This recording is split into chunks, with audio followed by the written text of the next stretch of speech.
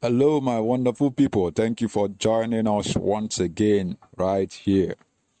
See, I really appreciate every one of you who always, tune in to our channel to watch our videos. Thank you very much. All right, we promise to be bringing you events, latest news and gist, right? I saw this video with Channels TV where the vice president, Shettima, before they were inaugurated today. I saw this video where in their inauguration lecture, where he, stated that Buhari did a free and fair election, that people were clapping, and then he made so many statements, right? And he also said so many things. I will be bringing you this video. I would like you to watch this video yourself, right? But before we do so, I'd like to welcome you to IPOB Media. This is the place where we bring you the gospel of Biafra, the only channel where you hear the latest news, the latest updates, information, event, and everything you need to know about Biafra and our struggle for freedom. Right? If you're new to this channel, do well to subscribe. Click on the notification bell so you don't get to miss out on any of our interesting videos. And then don't forget to share on your social media platform so that everybody will get to know what is going on, right, regarding Biafra. And we encourage you to pen down your thoughts in the comment section, especially this video. I would like to see your thoughts, honestly. Let us know what you think after watching this video. But don't be sad, okay? Be soft in your comments, right? All right, give this video a thumbs up. Back to what we have for you, right? I want you to watch this video of Shettima in their inauguration lecture. That is before today, right? Before their inauguration today. I want you to hear what he has to say, right? And everything he said about Buhari. And also, he said there is not going to be any Islamization. Okay, that there was no agenda like that. Hear for yourself, right? For the first time in the contemporary history of Nigeria, I dare to be contradicted by anybody. For the first time, a sitting president provided the enabling environment for the conduct of a just and fair primaries in his political party. That was how President-elect Ashwaju Bola Ahmed Tinubu emerged as the flag bearer of the APC. And as H.S. Aga said, the truth that sets men free is most often the truth that men prepare not to hear. The digital anarchists can say whatever they want, but the truth is that President Muhammadu Buhari conducted the fairest and just election in the contemporary history of this nation. Ralph Waldo Emerson said, "Your actions are so loud that I do not hear what you say." Beyond the famous handshake with Raila Odinga, on March 26, 2021, at the burial of late President John Magufuli of Tanzania at the Jamhuri Stadium in Dodoma, Tanzania, the then President Uhuru Kenyatta was eulogizing late President John Magufuli.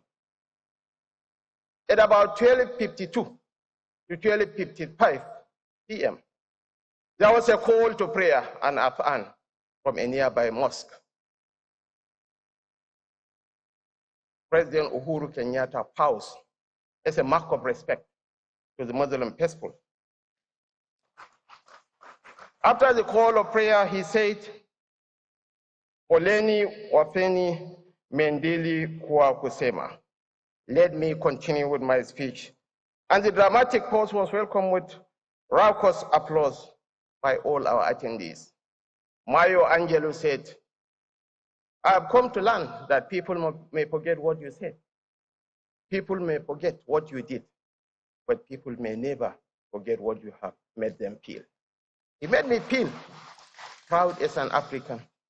He made me proud as someone who believes in the progress and unity of the African nation. The Sultan of Sokoto spends a greater time of his time crisscrossing the length and breadth of this nation, fostering unity and diversity for our great nation. And my very good friend, Bishop Matthew Hassan Kuka, like Gani Pawahimi, is not a man of in-between. He's the gadfly, the infant terrible. You either love him passionately or hate him intensely.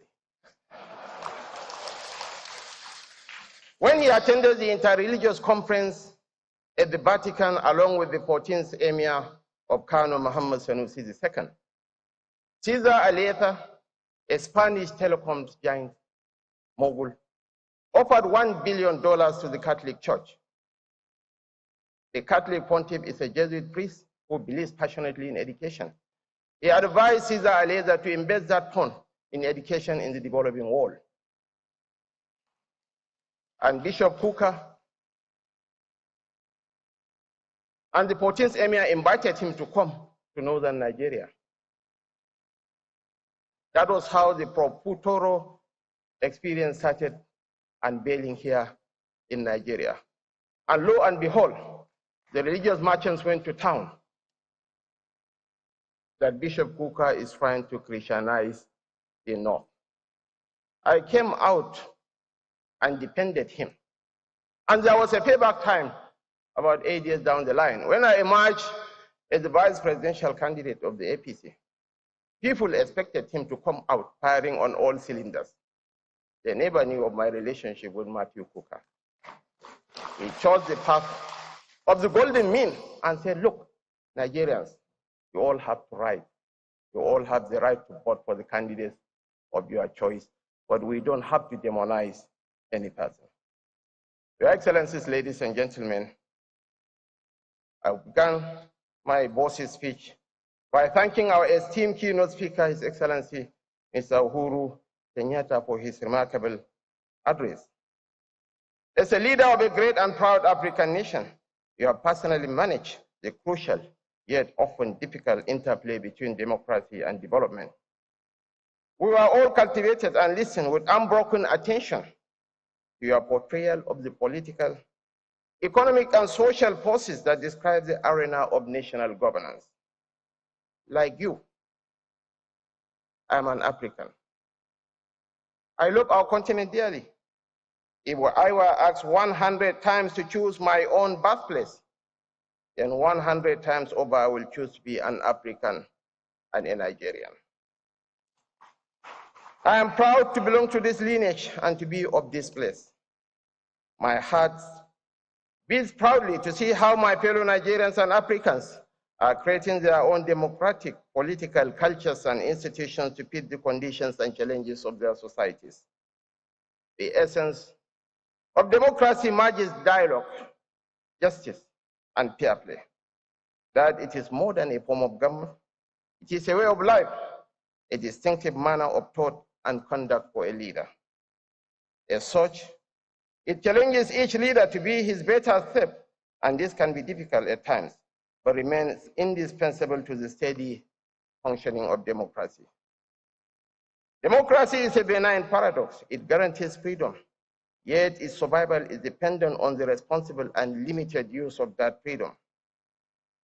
In the long run, it is the best form of government because it allows the majority to have its way while safeguarding the fundamental interests of the minority. It is forever a work in progress, a road that never ends, yet one that grows finer and less wearisome the more you walk it. I hold precious our democracy, not as a tidy abstraction, but as a pragmatic vessel that can take this nation to safer harbor in all aspects of our collective existence. Through the lenses of our national experience, I can see the scales balancing the merits of democracy against those other forms of government. I can see plainly that an imperfect democracy is better than the most perfect dictatorship. It is more just, more humane, and even more productive. We have emerged from one of the most fiercely contested elections in the annals of humanity, and the resounding echoes of the promises we have made serve as a haunting reminder that failure is a luxury we cannot afford. We are surrounded. We are surrounded by the expectations of our citizens, skepticism of our opponents, and the chain of chaotic events that necessitate the proper functioning of democracy. Your Excellencies, distinguished ladies and gentlemen, as I stand on this elevated ground, what I behold are not mere individuals. I see a visual manifestation of the expectations placed upon us in this hall. The allure of this system of governance lies not in the ostentation of authority. What distinguishes democracy is the recognition that power is not ours to claim. We, adorned in flowing robes and fancy suits, are but servants, duty-bound to never underestimate the true proprietors of this power. We are here to serve. We are here to listen. We are here to be held accountable. We are not saints on an evangelical mission. Therefore, like every mortal, we may stumble here and there. However, none of these mistakes will be intentional. We shall never be oblivious to the impermanence of this power.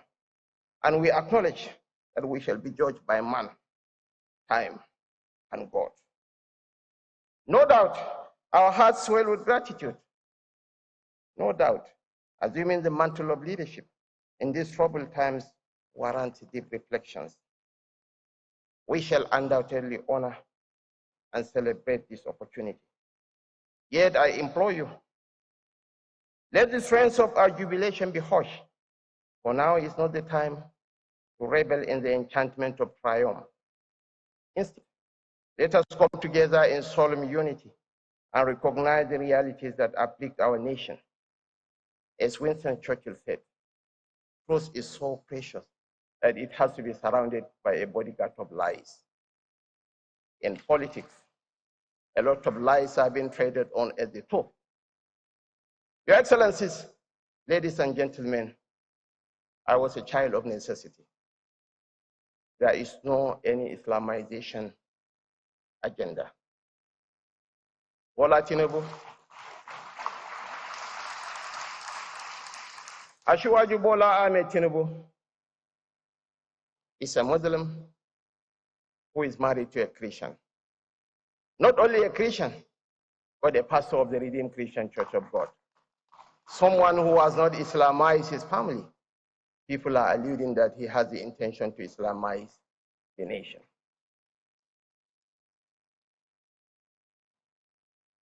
The likes of Bishop Bukka, I want to commend them for giving testimony to the truth. When I was the governor of Borno State, Borno is 90% Muslim. Churches were destroyed by the Boko Haram insurgents in southern Borno. When I expressed my desire to rebuild those churches, I was advised against it. It's tantamount to political harikiri for you to embark on such a venture. But I told the people that the Christians in Borno are stakeholders in the Nigeria project. They are my brothers and sisters. I went ahead and rebuilt those churches. And politics is about perception, Your Excellencies, ladies and gentlemen. As we begin the formation of a new administration, I deliberately picked an Igbo man, a Catholic, to be my chief security officer. Stand up for recognition, please.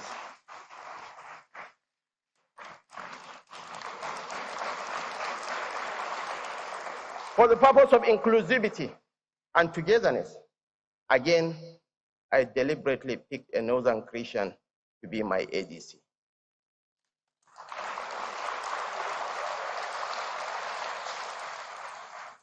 So the so-called founder of Boko Haram is going to be protected by...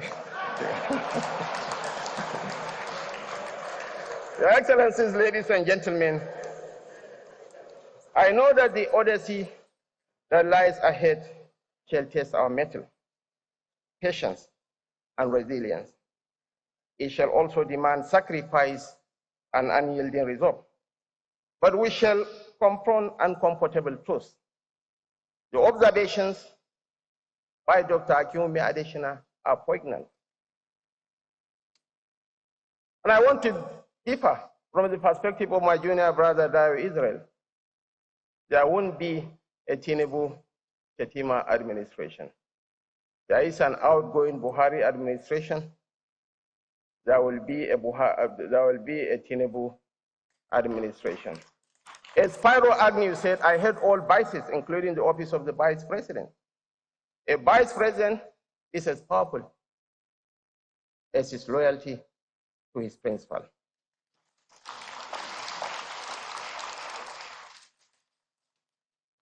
I don't want to be presumptuous and make loud pronouncements, but definitely the issues highlighted about the fuel subsidy removal, about the realignment of the exchange rates, multiple exchange rates, will certainly be addressed by President-elect Bola Ahmed Tinubu.